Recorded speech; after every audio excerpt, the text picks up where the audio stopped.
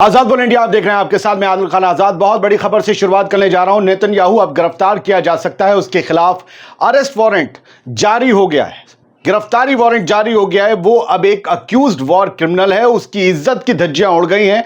उसे चाहने वाले भक्तों के लिए आज छाती पीटने की रात है।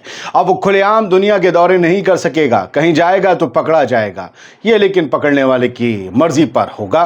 गजा को कैद करके रखने वाला अब इजराइल में ही एक आजाद कैद में रहेगा। अब उसके खिलाफ उसके ही मुल्क में लोग खड़े हो सकते हैं। दोस्तों, अब नेतन्याहू का क्या होगा, उसकी गिरफ्तारी किन हालात में और कहां हो सकती है, सब के बारे में आपको डिटेल देने जा रहा हूं और बताने जा रहा हूं कि आज आईसीसी में हुआ क्या है। जरा आखिर तक समझ लीजिएगा इस बात को। इजराइल के प्राइम मिनिस्टर बेंजामिन नेतन्याहू के खिलाफ अरेस्ट वारंट, जिसकी बहुत लंबे वक्त से उम्मीद की जा रही थी, वो आखिरकार जारी हो गया। रात हमने इसकी बात भी उठाई थी कि आईसीसी आईसीजे क्या कर रहा है। खैर, हमारी बात कहां वहां पहुंची होगी। प्रोसिक्यूशन जो था वो मजबूती से लड़ रहा था। इंटरनेशनल क्रिमिनल कोर्ट आईसीसी ने आज जुमेरात को 21 नवंबर को वॉर क्राइम और इंसानियत के खिलाफ क्राइम करने के इल्जामों में यह ऑर्डर जारी किया है नेतन्याहू और योव गैलेंट के खिलाफ। बेंजामिन नेतन्याहू के अलावा साबिक डिफेंस मिनिस्टर और हमास के नेता मोहम्मद दैफ के खिलाफ भी गिरफ्तारी वारंट जारी किए गए हैं।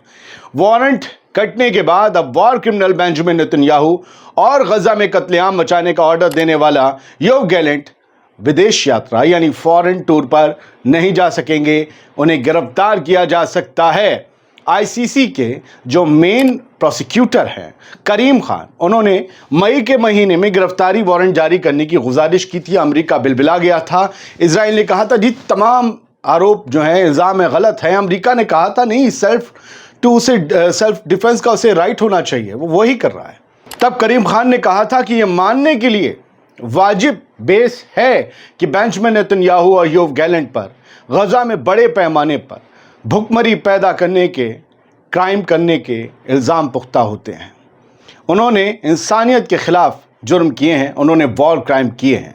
आईसीसी में इजराइल ने क्या कहा वो समझिए। उसने तमाम इल्ज़ामों को खारिज कर दिया। बोले हमने कोई वॉर क्राइम नहीं किया, इंसानियत के खिलाफ कोई गुनाह नहीं किया। तो 44,000 बच्चे क्या गर्म थपेड़ों ने मार डाले। इजराइल ने हेग के जो आईसीसी है इसके अधिकार क्षेत्र को खारिज कर दिया और कहा कि गजा में वॉर क्राइम से हमारा कोई ताल्लुक नहीं है, हमने कोई वॉर क्राइम नहीं किया गजा में।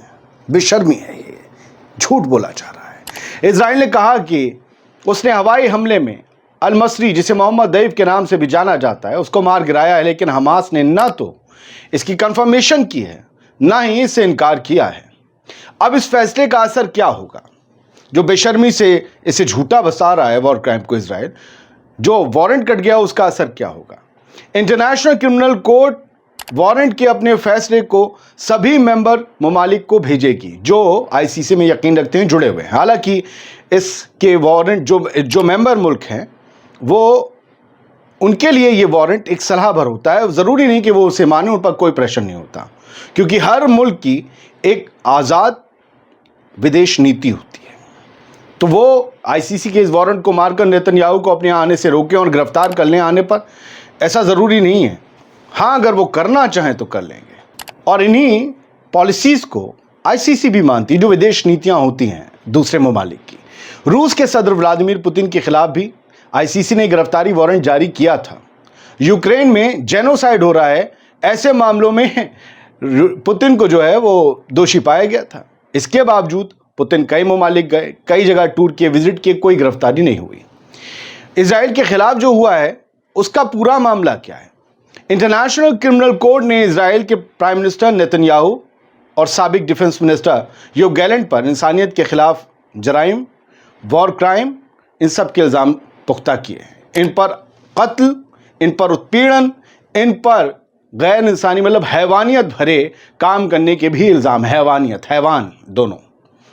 कोर्ट ने इल्ज़ाम लगाते हुए कहा कि इजराइल ने गजा में सिविलियंस के खिलाफ खाना रोककर, पानी रोककर और मेडिकल एड रोककर इस तरीके से जो बैन लगाए हैं, उससे बच्चों की मौत हुई है, कई लोगों को मुश्किलों का सामना करना पड़ा है। ये वॉर क्राइम है। 2002 में इस इंटरनेशनल क्रिमिनल कोर्ट की शुरुआत हुई थी। दोस्तों, इसका इतिहास समझिए। 1 जुलाई 2002 को इंटरनेशनल क्रिमिनल कोर्ट यानी आईसीसी शुरू हुआ। ये ऑर्गेनाइजेशन दुनिया भर में होने वाले वॉर क्राइम जेनोसाइड और ह्यूमैनिटी के खिलाफ जितने भी जराइम होते हैं उनकी जांच करती है। यह ऑर्गेनाइजेशन 1998 के रोम समझौते पर तैयार किए गए कानूनों के बेस पर कार्रवाई करती है। इंटरनेशनल क्रिमिनल कोर्ट का हेड ऑफिस द हेग में है। ब्रिटेन, कनाडा, जापान इन सब के समेत करीबन 123 देश रोम समझौते के तहत इंटरनेशनल क्रिमिनल कोर्ट के मेंबर हैं। आईसीसी ने यूक्रेन में बच्चों के अपहरण, उनका अगवा करने, उनके डिपोर्टेशन के इल्जामों के बेस पर रूस के सदर व्लादिमीर पुतिन के खिलाफ अरेस्ट वारंट जारी किया था।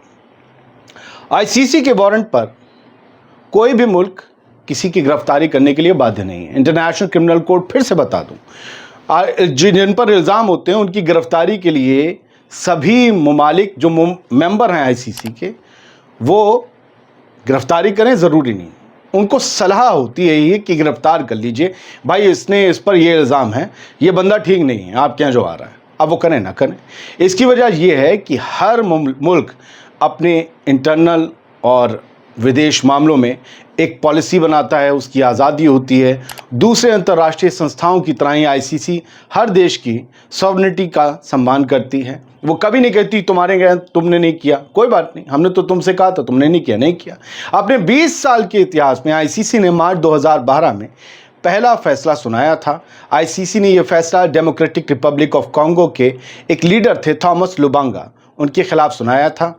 जंग में उन पर इल्ज़ाम थे कि उन्होंने बच्चों को भेजा और उन्होंने कई तरह के क्राइम किए, उनके खिलाफ केस चलाया गया था। इस इल्ज़ाम में उन्हें 14 साल के लिए जेल की सज़ा सुनाई गई थी। फिलहाल बेंजामिन नेतन्याहू का क्या होगा? क्या उसे कोई मुल्क गिरफ्तार करेगा? हो सकता है जो बहुत मुखर होकर बोलते हैं वहां जाने से अब नेतन्याहू बचने लगे, इसलिए कुछ ना कुछ तो मुश्किल उसके लिए हुई है। और एक वॉर क्रिमिनल का ठप्पा लग जाना अपने आप में बड़ी बात। अब कोई नहीं कह सकेगा सिर्फ पुतिन कहेगा वो तुम्हारा लल्ला, उसका क्या? जिसका तुम मुंह धुला धुला कर उसके वॉर क्राइम के धब्बे साफ करने की कोशिश कर रहे हो, उसका क्या? बेंजामिन नेतन्याहू के लिए बुरा दिन है।